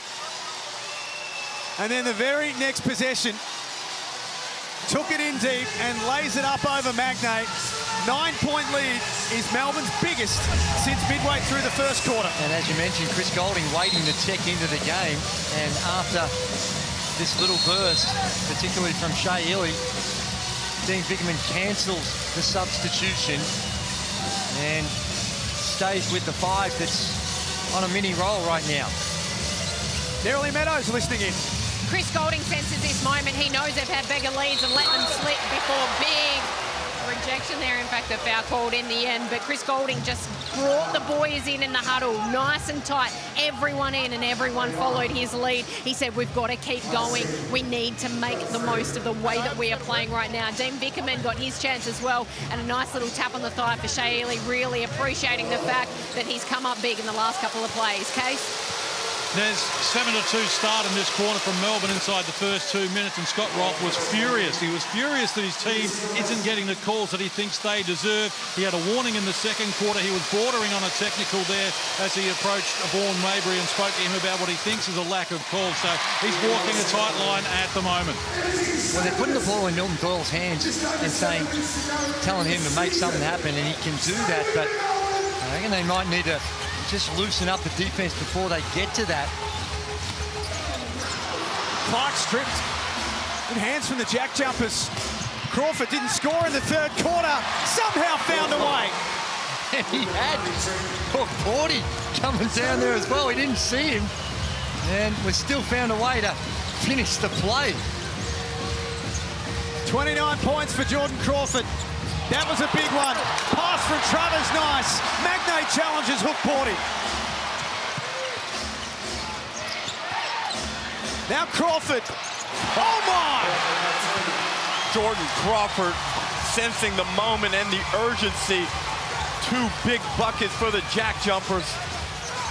Lead down to 3. A swing in momentum back in Tasmania's favour. Dellavedova forces his way in, draws contact from McDonald. Nice hands from Doyle. JackJumpers out on the breakthrough. Check out Hook Porty. He's coming into your screen now. How did he miss what? it? How did it get through? And then down the other end, Will Magnate. Tough. But Deli, every time Tasmania make a run throughout this series, he'll go bully ball. He does. He just uses his strength and has been good at getting feet in the paint and finishing around the rim. And he does it again. Aesthetics low, productivity high. Only been a 50% free throw shooter throughout this grand final series.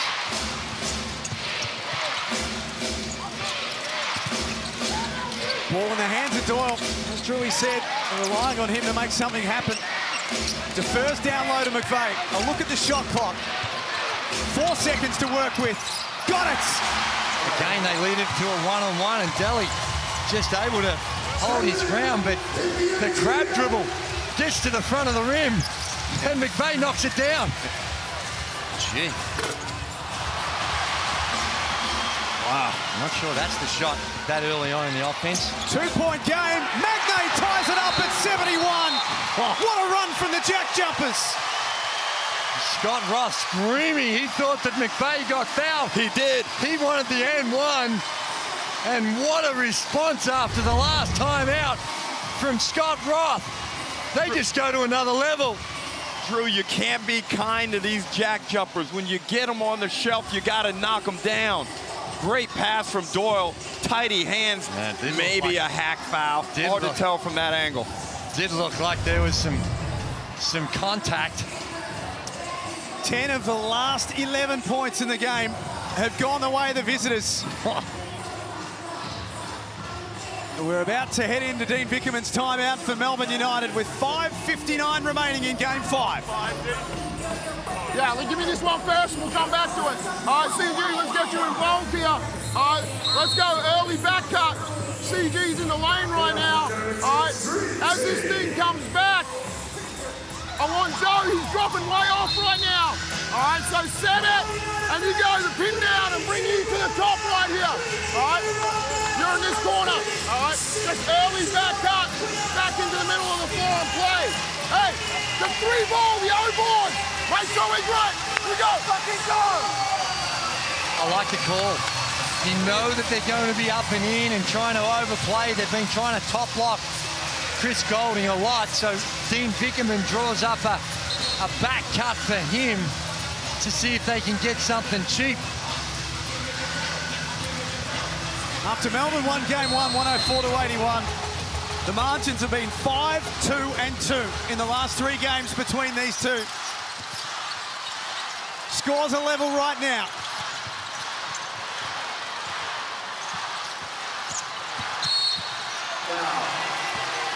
Wow. Melvin Doyle picks up the foul. And there's a lot of time left. For some reason, we feel well, urgency. Because there's been nothing in it between these two teams the entire series, barring Game 1, of course.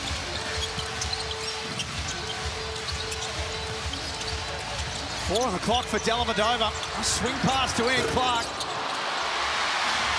That's off target. 1 of 5 from deep this afternoon. The title winner with Sydney a couple of years ago. He knows what it takes in this game.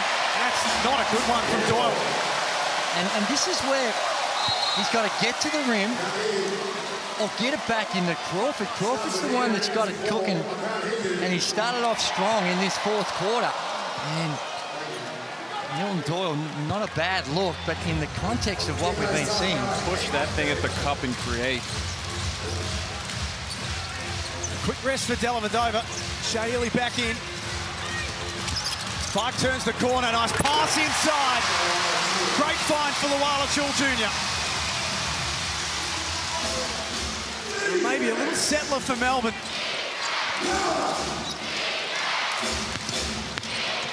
It's Magnay's turn down. Wow! Well, Magnay forces it in. That is just bully ball by Will Magnay.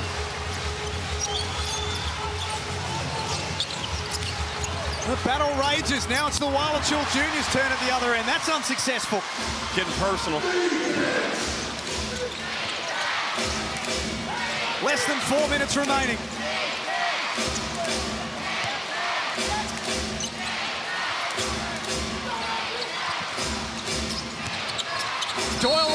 He's fouled.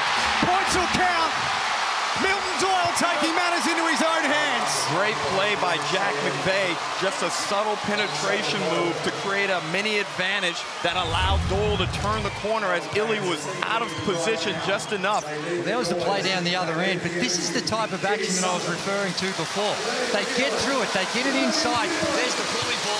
They swing it, and it's in that last 10 seconds they give it to Milton Doyle, and then he gets into that attack mode rather than that first 6 or 8 seconds of the offensive set, and things just open up a little bit more.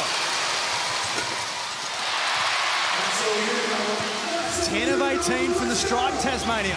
Rebounding and free throws. They've covered the rebounding. They have not with the free throws.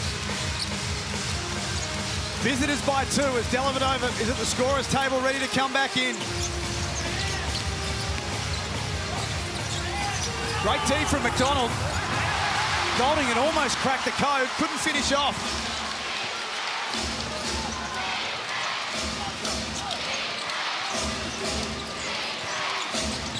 Crawford. He's short, got his own rebound. No good second time around either. 2 really good looks.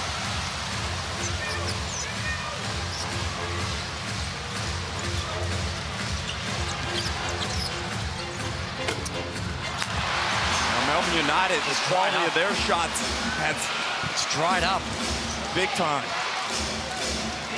Nelly waiting to check back in the game. Vickerman may have to blow a timeout. Well, he's only got 1 left, but he can't get Delhi back in the game, and they desperately need him. 4-point lead to Tasmania. It is their biggest of the afternoon. It's all happening for them at the right time. Disheveled on the offensive end. Yeah, and looks tentative. Tentative with Melbourne United. Since the Jackies locked it up, they've just been nervous about what they're doing and their scoring opportunities. Doyle blocked. Put into the stands. And finally, Melbourne get a stoppage and Dellavedova back in.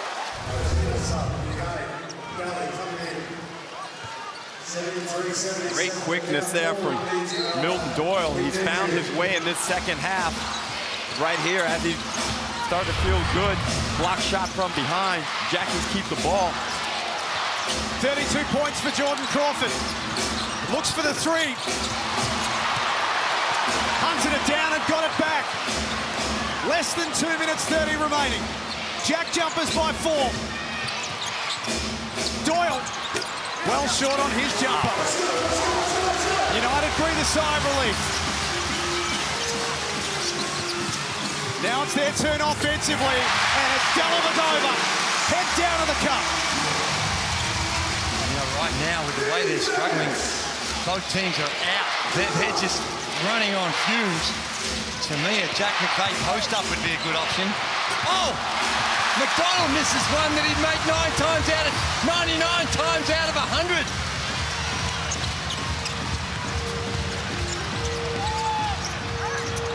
It's a wild one from Dellavedova. Sure, McDonald would love that moment back. Well, he got off the hook because Delhi wasn't able to capitalize. There is a tension in this building like nothing we've experienced this season. This is the action. And that's the result. McVeigh on the box. Very similar to game 4. Tassie have this 4-point lead late. We tick down to a minute remaining. Time for Golding. It's short. JackJumpers ball. Bodies down everywhere. You don't need an early shot here unless you get something cheap. You don't need that. Just use the clock. We saw Doyle have turnover problems at the end of game 4. And right there, you're just getting that ball out, running offense. Time management, though, Derek. You use the whole 24 up. Here's the out of bounds. The reach in by Golding comes off the chest of Doyle. But to me, that's too early in the the shot clock. Definitely is, and Golding's made 2 outstanding defensive plays in the past 90 seconds to save Melbourne United. A small smattering of Tasmanian fans in the building chant march. The majority of the crowd screaming for Melbourne United. Dellavedova found it. Big offensive rebound by Hook Porty with one to come. Penetration, Andrew, often creates these types of opportunities. Delhi just gets it up. Magne does a good job of getting a hand on the ball. That's a rush shot, but got a mismatch on the weak side. Yeah, they needed 2 bodies in there. And Hook Porty with a big free throw coming up. They take Chris Golding out because they know they need him for his offense. On the reset, the JackJumpers have 2 timeouts on a made bucket here. Andrew, do you go timeout? Well, you do get the defense a chance to set up if you do that as well. But I think he lets them play. The 21-year-old playing big minutes on a big occasion. 79-78. It's like every special occasion in your life rolled into one.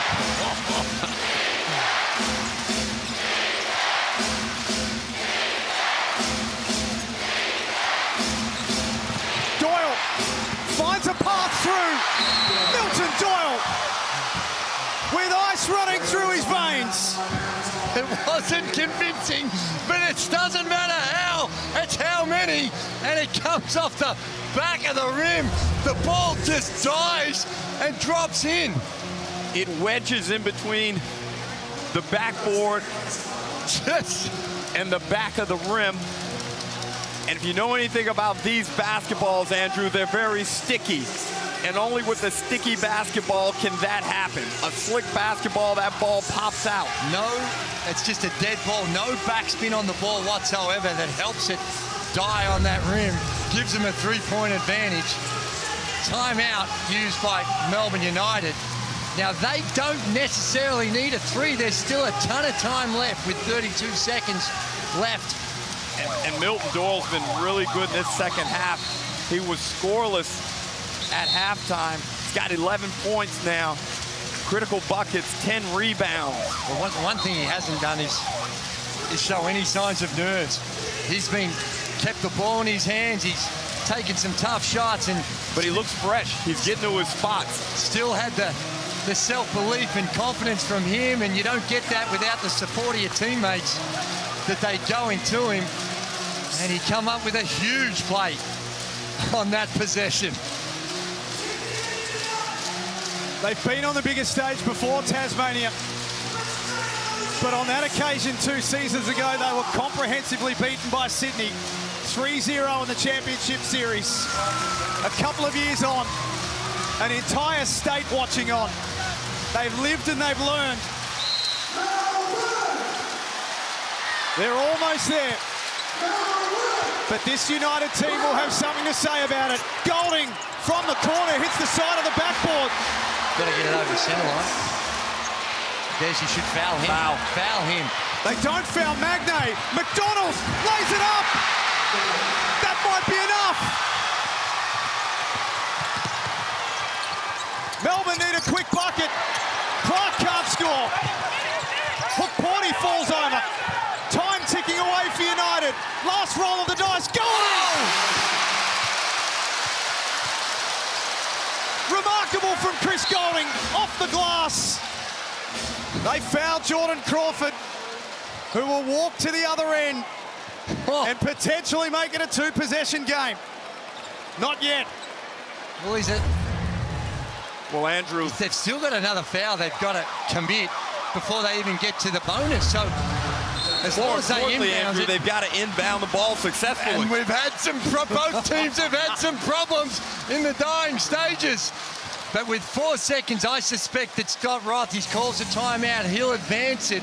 So even if something untoward does happen, it's still going to take a bit of time. They've put a couple of extra seconds up to 4.7 now on the game clock. And he takes a seat as he lets his assistant coach draw up the sideline out of bounds play, and this is to get it to your best free throw shooter. Now, right now, just get it in because they foul here. There's not sending him to the line. But if you can catch, take one dribble, just buy it, eat another second or so off the shot, off the game clock, that's going to be huge. I'm making a substitution here. I'm bringing Dang in for Magne. That still gives you that big guy that you can throw it up to as a last resort, who's athletic enough to go get it. He's a good free throw shooter. Now, Andrew, we've discussed inbound personnel. Who do you have inbounding this ball? Well, I think it should be McVay. I agree with you because he's got a bit of size too. If it's Crawford, I'm leaving. I don't think it'll be Crawford. And that's a bit extreme. But they brought in Majuk Deng. You know, I would have had both of them in there just for that size. You throw it upstairs. And Sean McDonald will get the assignment against Joe Lawala-Chul. Look at this size difference. Tasmania on the edge of glory. 4.7 seconds remaining. You don't want to push off and get an offensive foul. McDonald inbounds. Oh my. Dellavedova knocks it away for the win. From halfway, Tasmania have done it.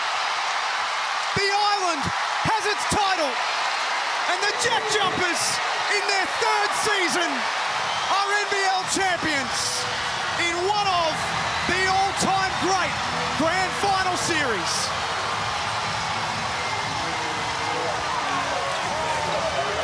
Unbelievable. And thoroughly deserved.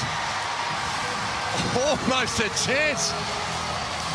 But Matthew Dellavedova with the prayer from half court. Boy, there was some shit. We would have had some feedback if that had gone. Full credit to Melbourne United. Part of a great championship series. Unfortunately, it didn't go their way. But the honors go to the JackJumpers. Head coach Scott Roth. This team never, ever gives up. A team down double figures in this quarter. Battle back to win NBL 24.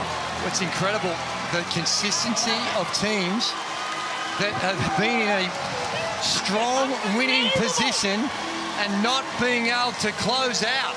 In this series, you're almost better off being 7 or 8 down with 6 or 7 to go because the team that was down have been able to get the win. And there's Jack McVay showing the emotion, and as he should.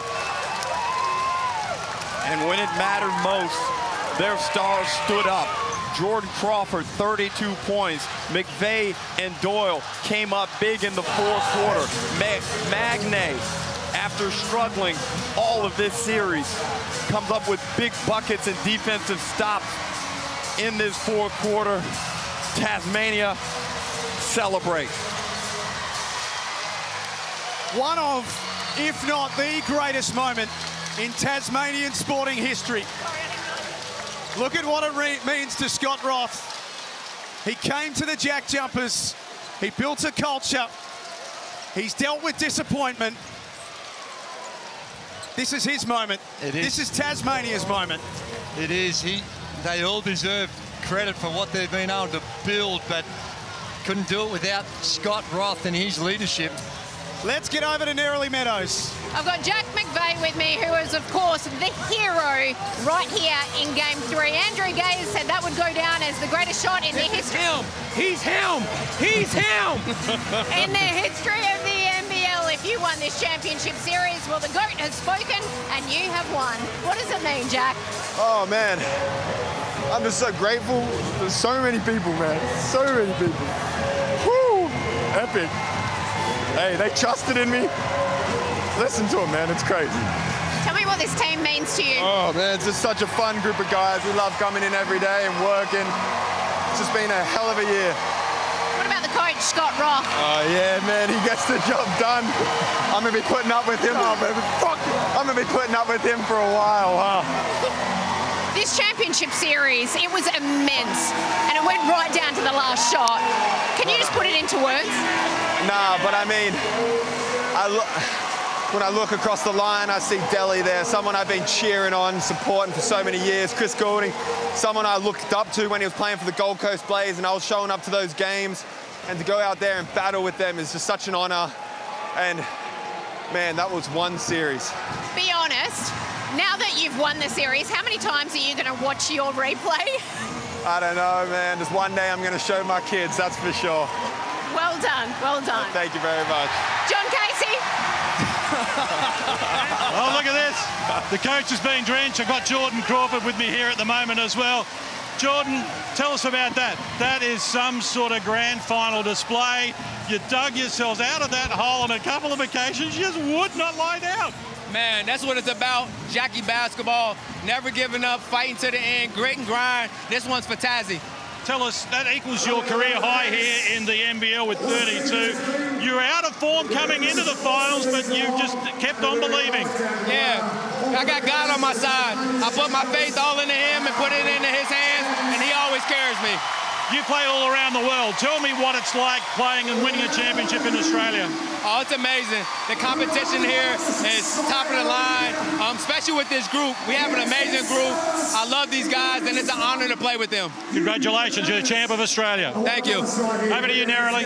Scott Ross, you've just been wet by the players in celebration.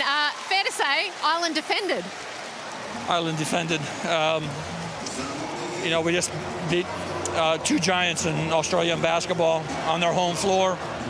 United's filled with champions. Our guys just continue to believe. They got obviously a great team. Dean's a wonderful coach.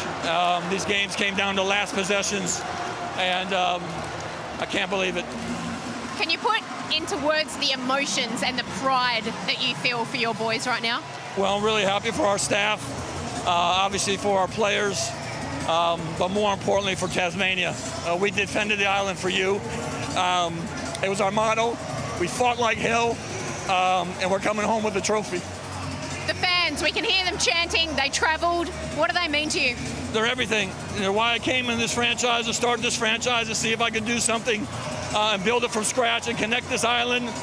And we pounded the rock all season long, and I think today we split it.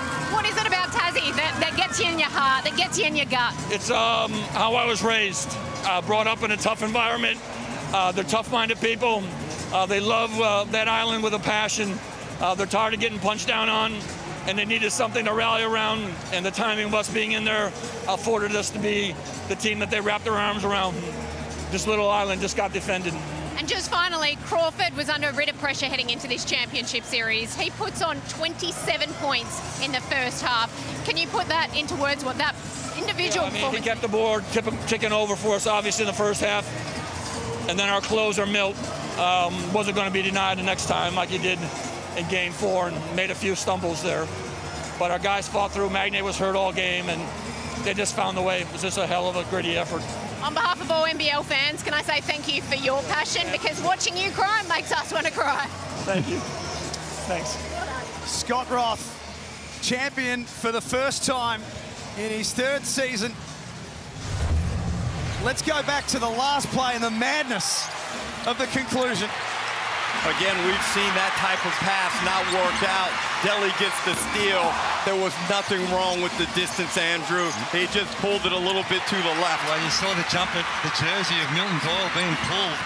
So maybe there's some justice on the missed shot, but it was just one amazing series that culminated in a fantastic win for the JackJumpers. Let's get back over to John Casey. Thanks very much, Jack. I've got the captain, Clint Steindl, with me here at the moment. Clint, you've been to the big stage before, you've won titles before, but this one in Tassie seems a little special. Yeah, mate, it's to do it in that fashion. Last 5 seconds of a Game 5, I don't think Tassie would have wanted it any other way. Where does the belief in this group come from? Because you were down and out early, double figures, looked like you were gone again, down 9 in the fourth quarter, kept chipping away. How did you do it? Yeah, I guess it's kind of been ingrained in this club from the start, and I mean, you just got to keep fighting. You have no other option there. You keep figuring out different ways to chip away at a game. But if I had to sum up this group in one word, it'd be resilient. Congratulations, mate. That's a heck of a win. You're the champions. Well played. Thank you. We're going to enjoy it. And the whole of Tassie's going to lift this trophy. It's going to be incredible, mate. Good on you, mate. Enjoy. Thank you. A series like no other in a season that has been simply unbelievable. The JackJumpers are the NBL champions. We are back with the post-match presentations on the other side of this.